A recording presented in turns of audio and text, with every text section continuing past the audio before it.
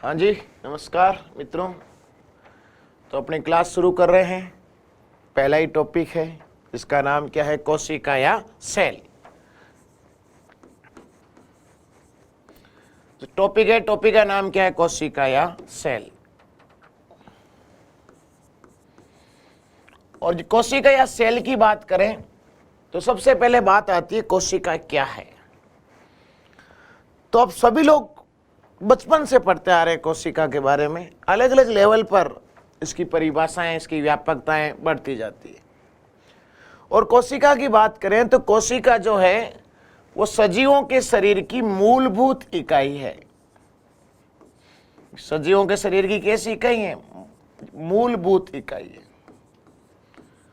अब बात आती है कि सजीवों के शरीर की मूलभूत इकाई से क्या मतलब है। Cell is the basic fundamental unit of our body.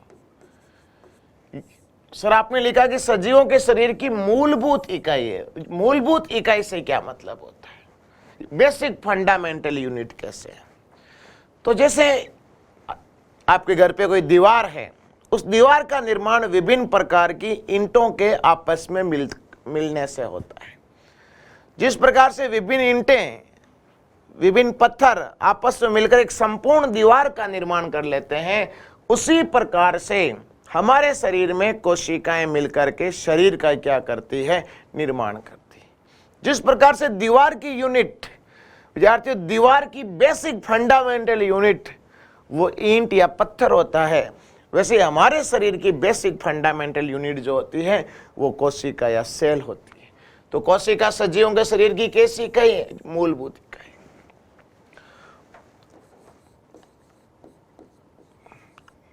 अब इसके बाद एनिमल में बात करें, जंतुओं में बात करें तो कोशिकाओं से क्या क्या सिस्टम होता है।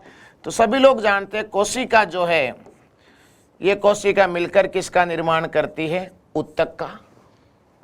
ऊतक से किसका निर्माण होता है? अंग का। अंग से किसका निर्माण होता है? अंग तंत्र का। और अंग तंत्र से किसका विकास होता है? शरीर का। मतलब एनिमल्स की बात करें तो एनिमल्स में सेल से ये टिश्यू का फॉर्मेशन होता है, टिश्यू से ऑर्गन का फॉर्मेशन होता है, और ऑर्गन से ऑर्गन सिस्टम का फॉर्मेशन होता है, अंग तंत्र का निर्माण होता है, और ऑर्गन सिस्टम से फिर किसका निर्माण होता है? बॉडी का निर्माण होता है, शरीर का निर्माण होता है।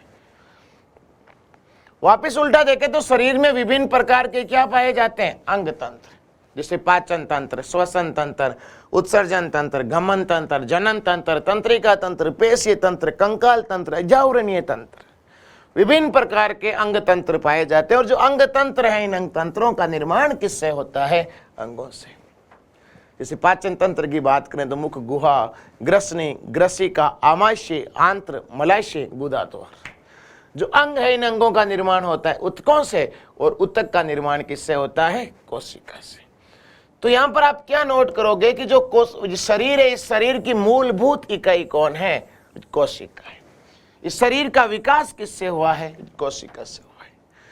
अब विद्यार्थियों, प्लांट्स में थोड़ा सा माइनर डिफरेंट पाया जाता है। जो पादप है, प्लांट्स है, इनमें थोड़ा सा अंतर पाया जाता है। बाकी पादपों के शरीर की भी जो मूलभूत संरचनात्मक और क्रियात्मक इकाई कौन होती है? कोशिका होती है। विद्यार्थियों, पादपों में भी कोशिका से किसका निर्माण होता है? ऊतक का। और ऊतक से किसका निर्माण होता है? ऊतक तंत्र का, टिश्यू सिस्टम का। यह माइनर अंतर है। ऊतक तंत्र से निर्माण होता है अंग का, और अंग से किसका विकास होता है? शरीर का। तो आपसे बात करें तो प्लांट्स और एनिमल्स दोनों के शरीर की मूलभूत संरचनात्मक और क्रियात्मक जो इकाई होती है, उस इकाई का नाम क्या होता है? कोशिका। लेकिन यह थोड़ा सा इनमें अंतर पाया जाता है। अंतर क्या पाया जाता है कि जंतुओं में अंग तंत्र पाया जाता है, ऑर्गन सिस्टम पाया जाता है, जबकि पादपों में अंग तंत्र नहीं पाया जाता है। विद्यार्थियों, पादपों में सीधे ही अंग से किसका विकास होता है? शरीर का विकास होता है। पादपों में, प्लांट्स में ऑर्गन सिस्टम, अंग तंत्र नहीं पाया जाता है। तो अंतर क्या है? जंतुओं में अंग तंत्र होता है, जबकि पादपों में अंग तंत्र नहीं होता है। अगली बात करें तो विद्यार्थियों, प्लांट्स में ऊतक तंत्र होता है, टिश्यू सिस्टम होता है, लेकिन जंतुओं में ऊतक तंत्र पाया नहीं जाता है। तो चाहे एनिमल्स हो चाहे प्लांट्स हो, इनके शरीर की मूलभूत इकाई का नाम क्या है? कोशिका है। लेकिन इनके संगठन में माइनर अंतर पाया जाता है। माइनर अंतर मैंने आपको बता दिया कि जंतुओं में अंग तंत्र पाया जाता है, पादपों में अंग तंत्र नहीं पाया जाता है। फिर पादपों में उत्तक तंत्र पाया जाता है, टिश्यू सिस्टम पाया जाता है, जबकि जंतुओं में टिश्यू सिस्टम पाया नहीं जाता है, उत्तक तंत्र नहीं पाया जाता है, उत्तक तो पाए जाते हैं। अब इसके अलावा और थोड़ा सा जो माइनर अपन बात करें तो यहां पर और कोशिका के बारे में बात करें तो बात करते हैं कि कोशिका की खोज किसने की? तो कौन से व्यक्ति थे जिन्होंने सर्वप्रथम कोशिका को देखा? उन महोदय का क्या नाम था? तो जो सबसे पहले कोशिका की खोज बात है 1665 की, 1665 की। और 1665 में एक व्यक्ति थे रॉबर्ट हुक, और रॉबर्ट हुक ने विद्यार्थियों कोर्क पादप की छाल को, ध्यान रखना है किस पादप को? कोर्क पादप की छाल को अपने स्वयं के द्वारा निर्मित सूक्ष्मदर्शी में देखा। अपने स्वयं के द्वारा निर्मित जब सूक्ष्मदर्शी में देखा तो उनको क्या नजर आया? इनको मधुमक्खी के छत्ते के समान प्रकोष्ठ नजर आए। जी रॉबर्ट हुक साहब को मधुमक्खी के छत्ते के समान प्रकोष्ठ नजर आए, चैम्बर्स नजर आए। इनको मधुमक्खी के छत्ते के समान संरचनाएं दिखाई दी, और जो मधुमक्खी के छत्ते के समान इनको संरचनाएं दिखाई दी, इनको इन्होंने नाम दिया सेलुला। और यही सेलुला आगे जाकर क्या कहलाया? विद्यार्थियों सेल कहलाया, कोशिका कहलाया। तो बात करें सबसे पहले कोशिका की खोज किस व्यक्ति ने की थी? रॉबर्ट हुक ने। कब की थी? 1665 में की थी। और किस पादप में की थी? कोर्क पादप की छाल में। अपने स्वयं के द्वारा निर्मित माइक्रोस्कोप में देखा तो क्या पाया कि इनको मधुमक्खी के छत्ते के समान प्रकोष्ठ नजर आए। इन्होंने खुद ने अपने स्वयं का माइक्रोस्कोप, उस समय तक इतने माइक्रोस्कोप डेवलप नहीं थे, सूक्ष्मदर्शी। सूक्ष्मदर्शी माइक्रोस्कोप क्या होता है? नाम से पता चल रहा है। सूक्ष्मदर्शी वह उपकरण जिसके द्वारा छोटी से छोटी चीज को, छोटे से छोटे ऑब्जेक्ट को, छोटे से छोटे बिंब को बड़ा करके देखा जा सकता है, उसको क्या कहा जाता है? सूक्ष्मदर्शी कहा जाता है। तो रॉबर्ट हुक को जो कोर्क पादप की छाल जो थी उसको सूक्ष्मदर्शी में देखा तो इनको इस प्रकार की स्ट्रक्चर नजर आई, मधुमक्खी के छत्ते के समान प्रकोष्ठ नजर आए, और इन्होंने इसका नाम दिया सेलुला, जो आगे जाकर क्या कहलाया? सेल कहलाया। अब यहां पर बात करें तो रॉबर्ट हुक साहब के द्वारा जो कोशिका खोजी गई थी वो कोशिका जीवित नहीं थी। कोशिका कैसी थी? मृत थी। इनके द्वारा जो सेल डिस्कवर की गई थी वो कोशिका मृत थी। तो सबसे पहले मृत कोशिका की खोज किस व्यक्ति ने की? नाम था मित्रों रॉबर्ट हुक। और मैं यूं कहूं तो वास्तव में कोशिका थी ही नहीं,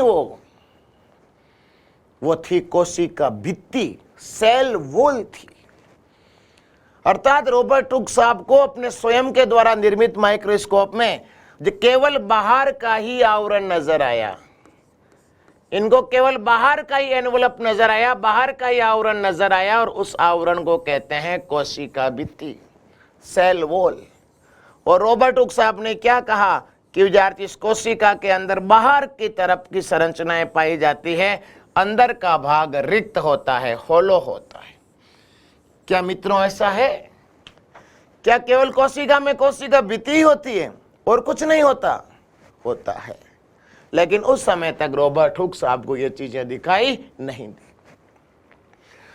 कोशिका में कोशिका झिल्ली होता है, जीव द्रव्य होता है, माइटोकॉन्ड्रिया, हरित लवक, राइबोसोम, लाइसोसोम, स्पीरियोसोम, पेरोक्सिसोम, सेंट्रोसोम, काइनेटोसोम, ग्लाइओक्सिसोम, केंद्र, क्रोमोसोम, केंद्रिका, न्यूक्लियोप्लाज्म, बहुत सारी चीजें पाई जाती हैं। लेकिन ये सारी चीजें रॉबर्ट हुक साहब को नहीं दिखाई दी, और उसका रीजन क्या था कि उनके पास इतना विकसित माइक्रोस्कोप नहीं था। तो आपसे पूछे कि सबसे पहले कोशिका की खोज किसने की, तो रॉबर्ट हुक साहब ने सबसे पहले किस कोशिका की खोज की? मृत कोशिका की खोज की। कब की थी? 1665 में की थी। किस में की थी? तो कोर्क पादप की छाल में की थी। इनको केवल बाहर का आवरण नजर आया, कोशिका भित्ति नजर आई। तो हम बात करें कोशिका भित्ति की खोज किसने की, तो कोशिका भित्ति की भी खोज किन्होंने की थी, रॉबर्ट हुक साहब ने की थी। और रॉबर्ट हुक साहब ने इसका वर्णन अपनी पुस्तक में किया। उस पुस्तक का नाम था माइक्रोग्राफिया। रॉबर्ट हुक साहब ने कोशिका का चित्रों सहित वर्णन जिस पुस्तक में किया था, उस पुस्तक का नाम क्या था, माइक्रोग्राफिया। तो आपसे रॉबर्ट हुक साहब की पुस्तक का नाम पूछे तो पुस्तक का नाम क्या था, माइक्रोग्राफिया। अब इसके बाद बात करते हैं मित्रों की सर्वप्रथम जीवित कोशिका की खोज किसने की, जो लिविंग सेल किनके द्वारा डिस्कवर की गई। और जीवित कोशिका की खोज की बात करें तो बात है 1674 की, 1674 की। और महोदय का नाम है एंटोनी वॉन ल्यूवेनहॉक। महोदय का नाम क्या है, एंटोनी वॉन ल्यूवेनहॉक। 1674 में एंटोनी वॉन ल्यूवेनहॉक ने विद्यार्थियों तालाब के जल के अंदर एक संरचना देखी। और इन्होंने जो तालाब के जल के अंदर जो संरचना देखी वो कौन सी सेल थी, वो थी बैक्टीरिया सेल। कौन सी सेल थी, बैक्टीरिया सेल, जिसको कहा जाता है जीवाणु कोशिका। क्या कहा जाता है मित्रों, जीवाणु कोशिका। तो आपसे पूछे सबसे पहले जीवित कोशिका लिविंग सेल की खोज किस व्यक्ति ने की थी, नाम क्या था, एंटोनी वॉन ल्यूवेनहॉक। खोज कब की थी, 1674 में की थी। किस में की थी, तो तालाब के जल में की थी। और इनके द्वारा खोजी गई प्रथम जीवित कोशिका का नाम क्या था, जीवाणु कोशिका, बैक्टीरिया सेल। आपको जी से याद रखना है, जी। और पहले जी का मतलब है जीवित कोशिका। बेटा कौन सी कोशिका, जीवित कोशिका। और दूसरे जी का मतलब है जीवाणु कोशिका। तो इस दुनिया की पहली जीवित कोशिका जो है, उस कोशिका का नाम क्या है, जीवाणु कोशिका या बैक्टीरिया सेल। तो प्रथम जीवित कोशिका कौन सी है, जीवाणु कोशिका। और एंटोनी वॉन ल्यूवेनहॉक साहब ने इसको नाम दिया जंगली एनिमल कोल्स।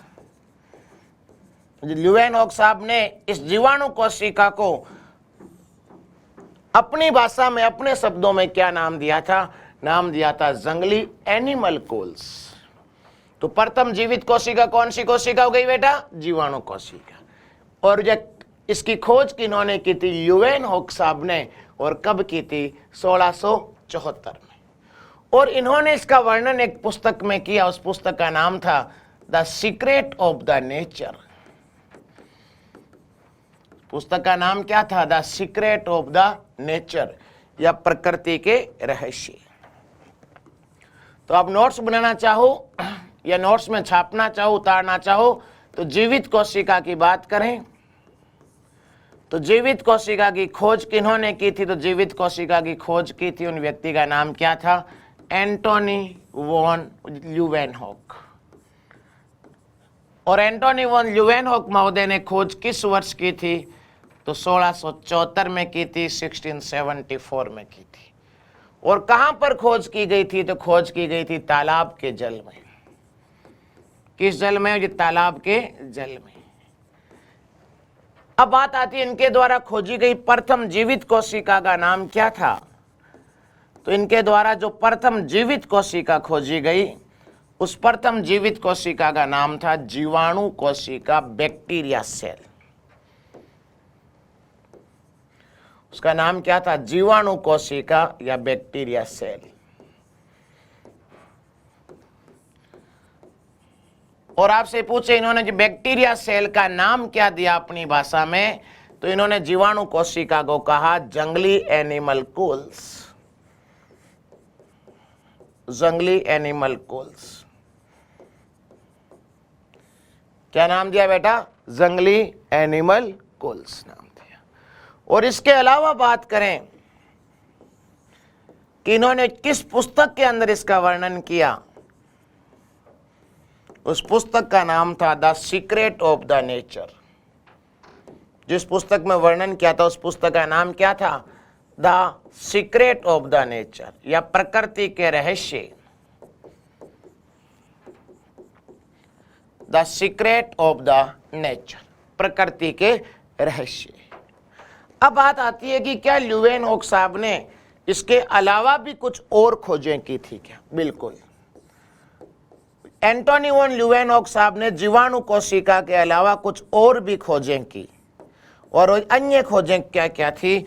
उन खोजों का नाम था शुक्राणु, आरबीसी और प्रोटोजोआ।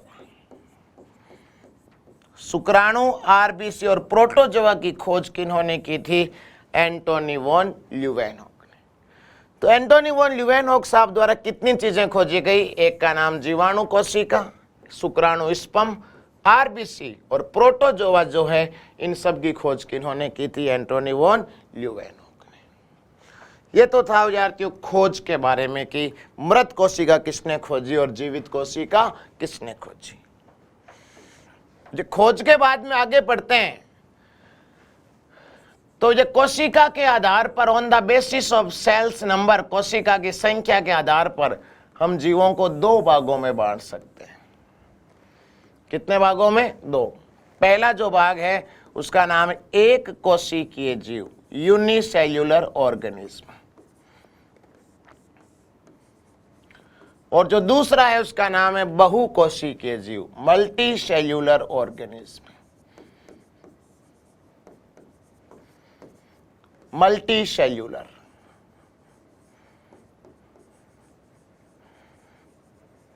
और जो पहला है क्या नाम है? एक कोशिकीय, यूनिसेल्यूलर।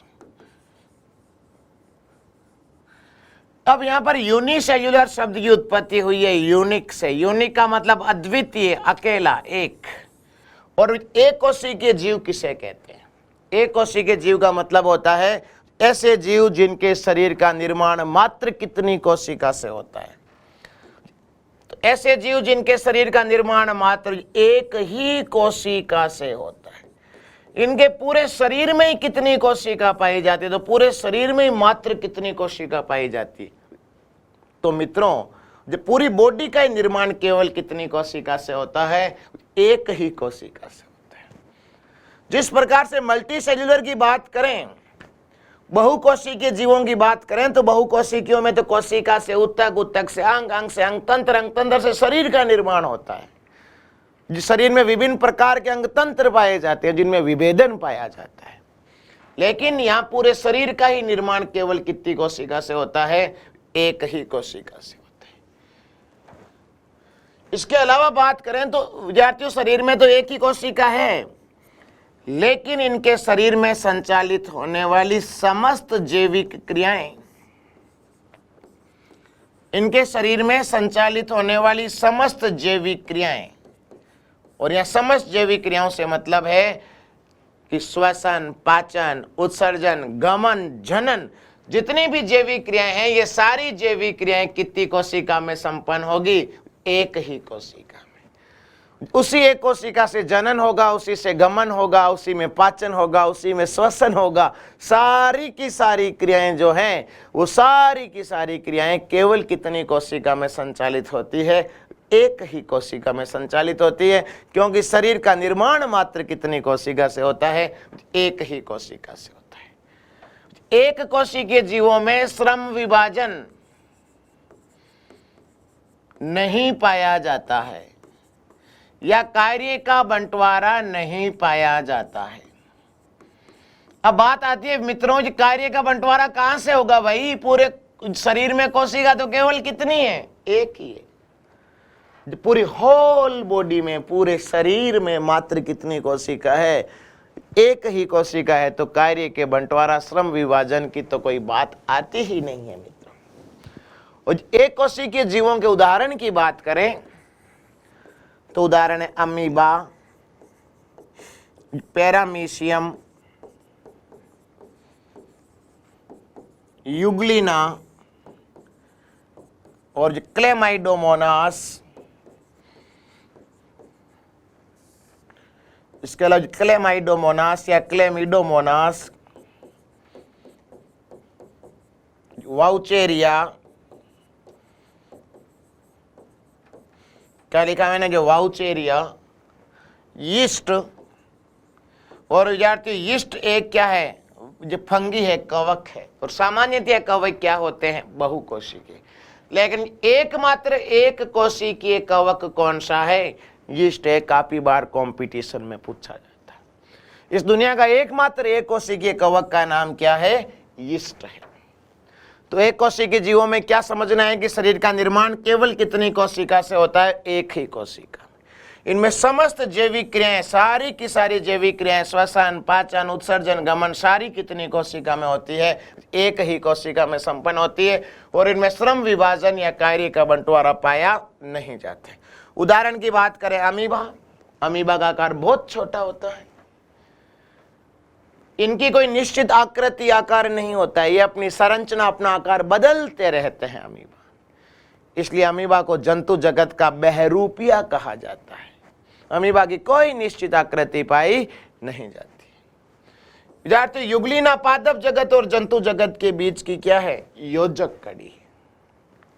और यीस्ट जो है, यीस्ट एकमात्र एक कोशिकीय कवक है, उसका नाम क्या है, यीस्ट, सैक्चारोमाइसिस सर्विसी। यीस्ट एकमात्र क्या है, एक कोशिकीय कवक है। बहुकोशिकीय जीवों की बात करें तो ऐसे जीव जिनके शरीर का निर्माण बहुत सारी कोशिकाओं के समेकन से होता है या बहुत सारी कोशिकाओं के मिलने से होता है। ये कोशिकाएं मिलकर उत्तक का निर्माण करते हैं। बहुत सारी कोशिकाएं आपस में मिलकर किसका निर्माण करती है, उत्तक का, उत्तक से अंग का, अंग से अंग तंत्र का, अंग तंत्र से शरीर का विकास होता है। और बहुकोशिकीय जीवों में या विशिष्ट कार्य हेतु विशिष्ट अंग पाए जाते हैं, तंत्र पाए जाते हैं।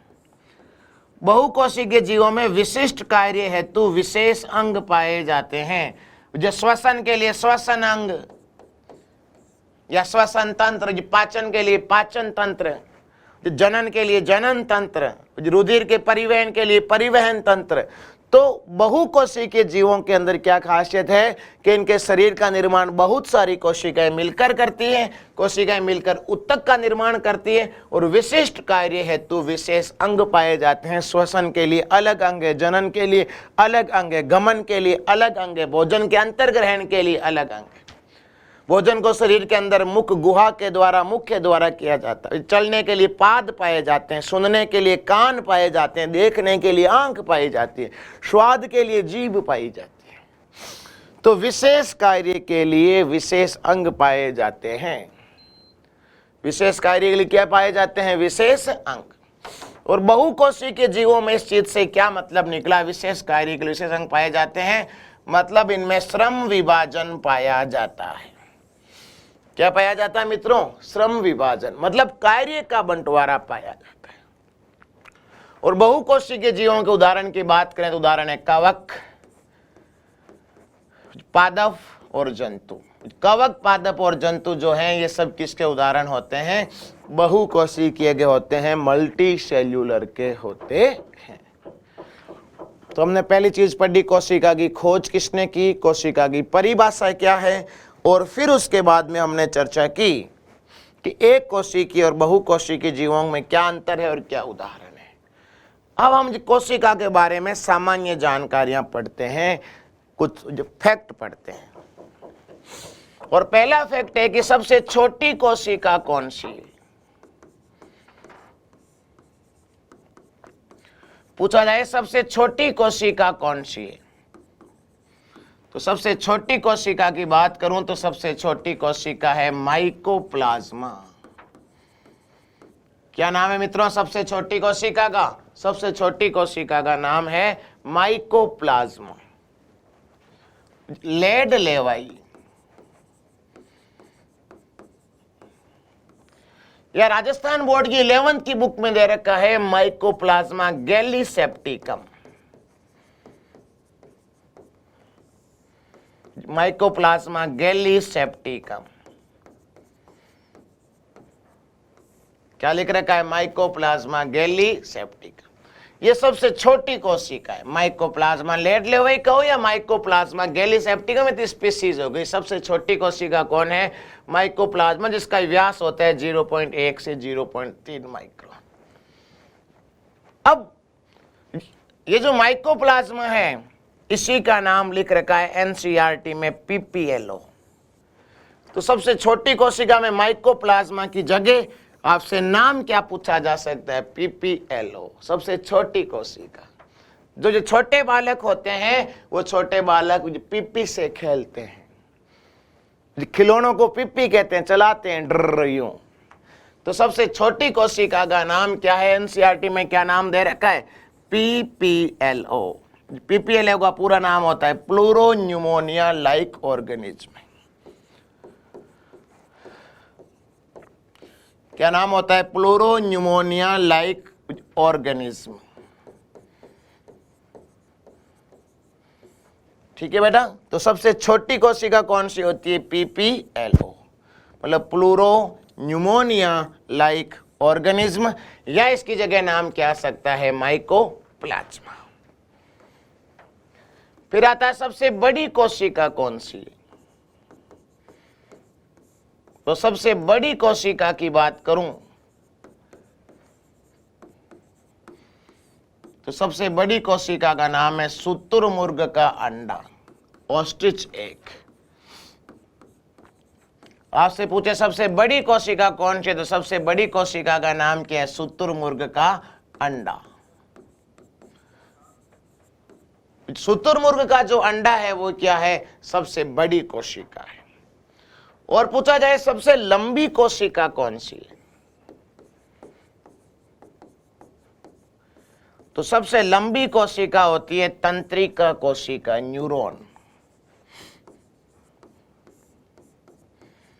सबसे लंबी कोशिका जो है उस कोशिका का नाम क्या होता है? तंत्रिका कोशिका या न्यूरॉन।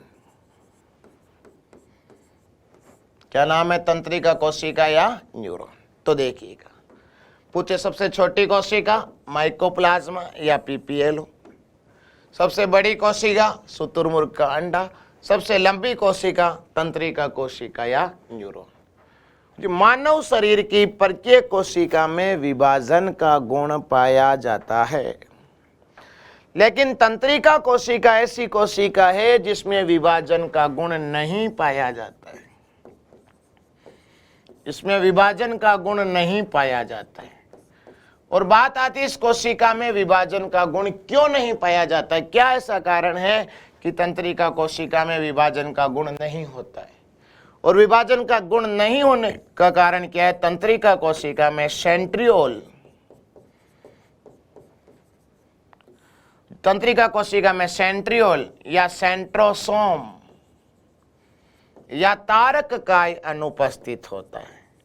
तंत्रिका कोशिका न्यूरॉन के अंदर तारक काय अब्सेंट होता है, तारक काय पाया नहीं जाता है, सेंट्रोसोम पाया नहीं जाता है, और सेंट्रोसोम पाए नहीं जाने के कारण तंत्रिका कोशिका में विभाजन का गुण पाया नहीं जाता है। अब इसके अलावा बात करें जो मानव शरीर की, तो विद्यार्थियों मानव शरीर की बात करें तो मानव शरीर में आपसे पूछे कि सबसे बड़ी कोशिका कौन सी है?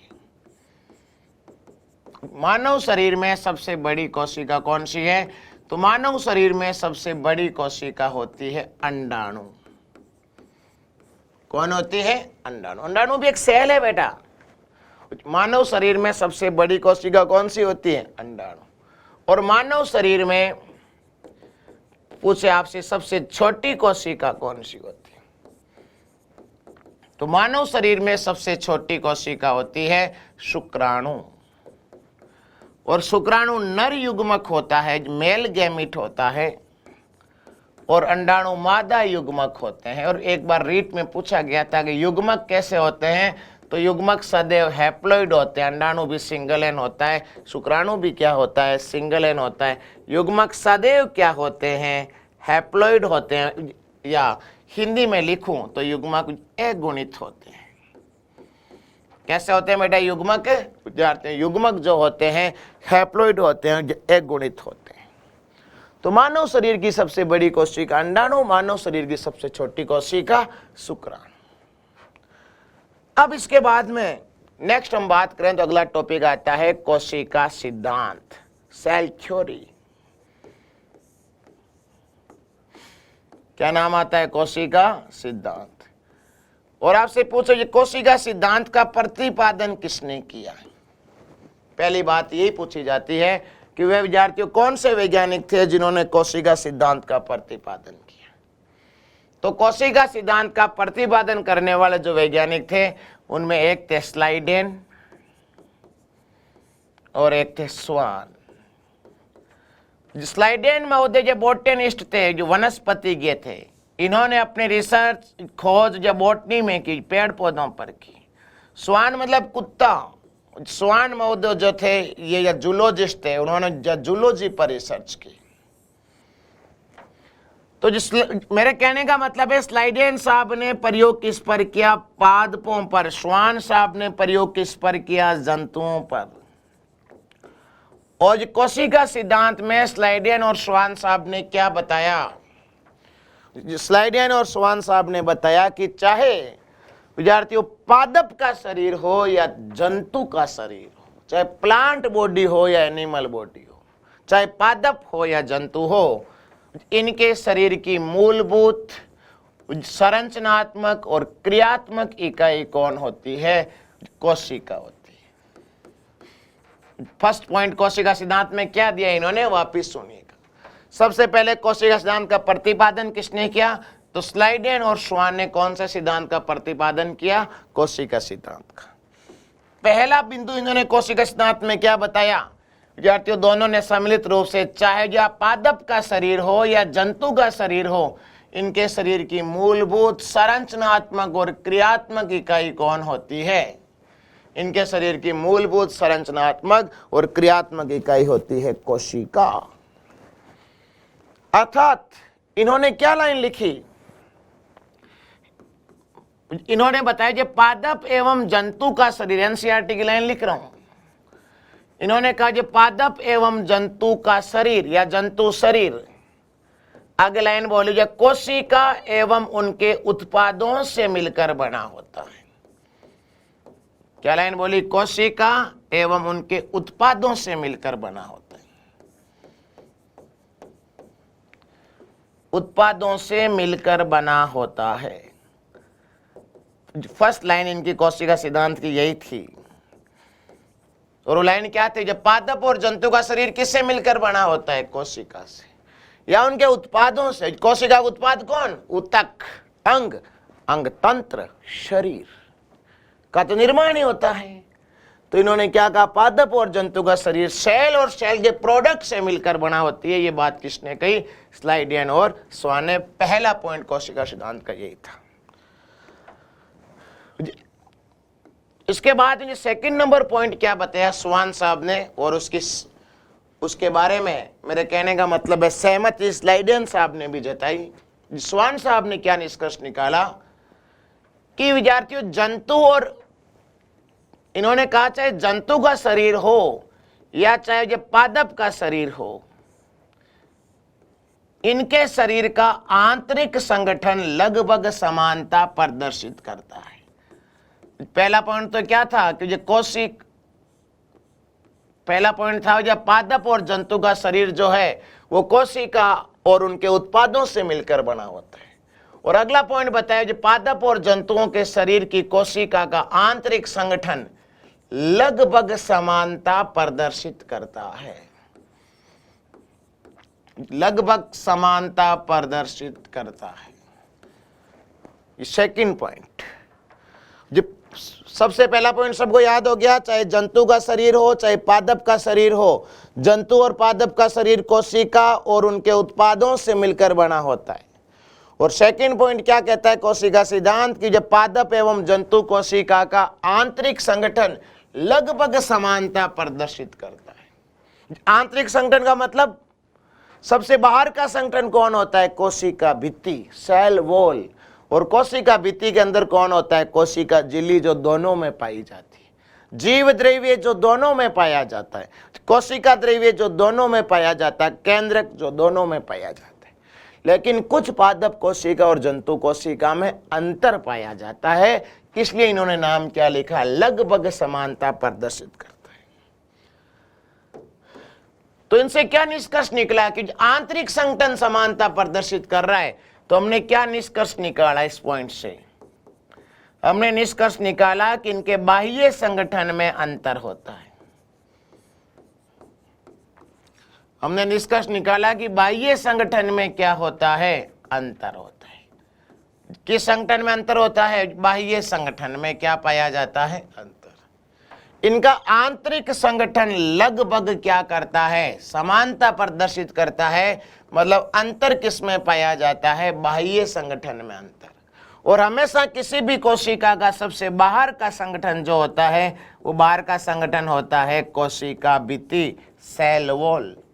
और सेल वॉल में कैसे अंतर पाया जाता है? बिल्कुल पाया जाता है। कोशिका भित्ति विद्यार्थियों पादपों में उपस्थित होती है। ये पादपों में क्या होती है? उपस्थित। जबकि जंतुओं में कोशिका भित्ति क्या होती है? अनुपस्थित होती है। पहला पॉइंट सबको याद होना चाहिए, चाहे प्लांट हो चाहे एनिमल हो, इनके शरीर का निर्माण सेल और उनके प्रोडक्ट से मिलकर बना होता है। अगला पॉइंट, इनका आंतरिक संगठन चाहे पादप हो चाहे जंतु हो, इनका आंतरिक संगठन लगभग क्या करता है? समानता प्रदर्शित करता है। निष्कर्ष क्या निकला फिर? किस में अंतर होता है? बाह्य संगठन में। और हमेशा किसी भी कोशिका का सबसे बाहर का संगठन कौन होता है? कोशिका भित्ति। और उसमें अंतर कैसे होता है? कोशिका भित्ति पादप कोशिका में पाई जाती है, जबकि जंतु कोशिकाओं में कोशिका भित्ति अब्सेंट होती है, अनुपस्थित होती है। इसके बाद अगला पॉइंट इन्होंने बताया, जो तीसरा पॉइंट, कि प्रत्येक कोशिका में केंद्रक पाया जाता है। क्या बताया? प्रत्येक कोशिका में केंद्रक पाया जाता है जिसमें आनुवंशिक सूचनाएं निहित रहती है। अगला पॉइंट क्या बताया? प्रत्येक कोशिका में कौन पाया जाता है? केंद्रक। और ये जो केंद्रक है, इस केंद्रक में क्या निहित रहती है? आनुवंशिक सूचनाएं निहित रहती है, आनुवंशिक गुण निहित रहते हैं। बड़ा अच्छा पॉइंट है। इसमें आनुवंशिक गुण क्या रहते हैं? निहित रहते हैं। बिल्कुल। जैसे ये कोशिका है, सेल का सबसे बाहर का आवरण सेल वॉल, इसके अंदर का आवरण होता है सेल मेम्ब्रेन। सबसे बाहर का इस तरह हो गया कोशिका भित्ति, सेल वॉल। उससे अंदर का आवरण हो गया कोशिका झिल्ली, सेल मेम्ब्रेन। और इस कोशिका के अंदर ये पॉइंट कहता है कि प्रत्येक कोशिका में क्या पाया जाता है? केंद्रक। और जो इसी पॉइंट के सबसे ज्यादा अपवाद निकलेंगे, इस पॉइंट का सबसे ज्यादा विरोध हुआ, इसलिए कोशिका सिद्धांत का अपवाद भी आएंगे। ये कौन हो विद्यार्थियों? केंद्रक झिल्ली या केंद्रक। इन्होंने कहा प्रत्येक कोशिका में केंद्रक पाया जाता है। अगली बात बिल्कुल सटीक थी, इस केंद्रक में आनुवंशिक गुण निहित रहते, इसका कोई अपवाद नहीं निकला। लेकिन जो ये लाइन बोली ना कि प्रत्येक कोशिका में केंद्रक पाया जाता है, इसके अपवाद निकलेंगे prokaryotic cell and eukaryotic cell, जिसमें आनुवंशिक गुण कैसे निहित रहते हैं अभी बात करते हैं। आप सभी लोग जानते हैं कोशिका, और कोशिका के अंदर होता है केंद्रक, और केंद्रक में पाया जाता है गुणसूत्र या क्रोमोसोम। क्या पाया जाता है? गुणसूत्र या क्रोमोसोम। इस विद्यार्थियों केंद्र के अंदर पाई जाती है केंद्रिका, और केंद्रिका के अलावा पाए जाते हैं क्रोमोसोम, गुणसूत्र। इस प्रकार से ये जो आपको दिखाई दे रहे हैं, इनका नाम क्या है? गुणसूत्र या क्रोमोसोम। और इन गुणसूत्रों के ऊपर पाए जाते हैं जीन। इस क्रोमोसोम को बाहर निकालोगे, हम अध्ययन करें तो हम क्या पाते हैं? जो गुणसूत्र है, इस गुणसूत्र के ऊपर रेखीय क्रम में जीन पाए जाते हैं। और ये आनुवंशिक सूचनाओं के वाहक होते हैं। जो गुणसूत्र हैं, गुणसूत्र पर रेखीय क्रम में कौन पाए जाते हैं? जीन पाए जाते हैं। और गुणसूत्र पर जो जीन की स्थिति है, इस स्थिति को कहते हैं लोकस। एलएसए में क्वेश्चन पूछा हुआ है। जो गुणसूत्र है, इस क्रोमोसोम के ऊपर जीन की स्थिति को, या क्रोमोसोम पर जीन की लोकेशन को हम क्या कहते हैं? लोकस। और गुणसूत्र जो होते हैं, गुणसूत्र पर कौन पाए जाते हैं? जीन पाए जाते हैं। और जीन को हम आनुवंशिकता की इकाई कहते हैं, क्योंकि जीन ही वे संरचनाएं होती है जो आनुवंशिक लक्षणों को एक पीढ़ी से दूसरी पीढ़ी तक ले जाने का कार्य करती है। तो पॉइंट क्या कहता है? प्रत्येक कोशिका में कौन पाया जाता है? केंद्रक, जिसमें कौन से गुण निहित रहते हैं? आनुवंशिक गुण निहित रहते हैं। और इस विद्यार्थियों केंद्रक में पाए जाते हैं गुणसूत्र, और गुणसूत्र पर कौन पाए जाते हैं? जीन, जो आनुवंशिक सूचनाओं को एक पीढ़ी से दूसरी पीढ़ी तक ले जाने का कार्य करते हैं, इसलिए केंद्रक में आनुवंशिक सूचनाएं निहित रहती है। ये जो क्रोमोसोम होते हैं, इस क्रोमोसोम के अंदर एक होता है डीएनए, एक होता है आरएनए। डीएनए के साथ हिस्टोन प्रोटीन जुड़ी रहती है और डीएनए और हिस्टोन प्रोटीन मिलकर गुणसूत्र का 90 से 92% भाग बनाते हैं।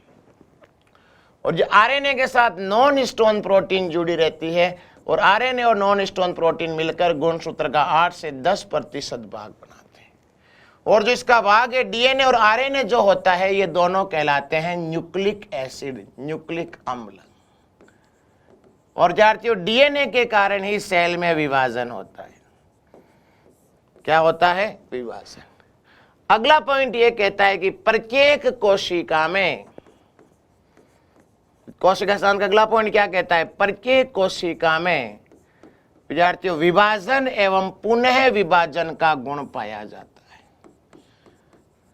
प्रत्येक कोशिका में विभाजन का गुण पाया जाता है।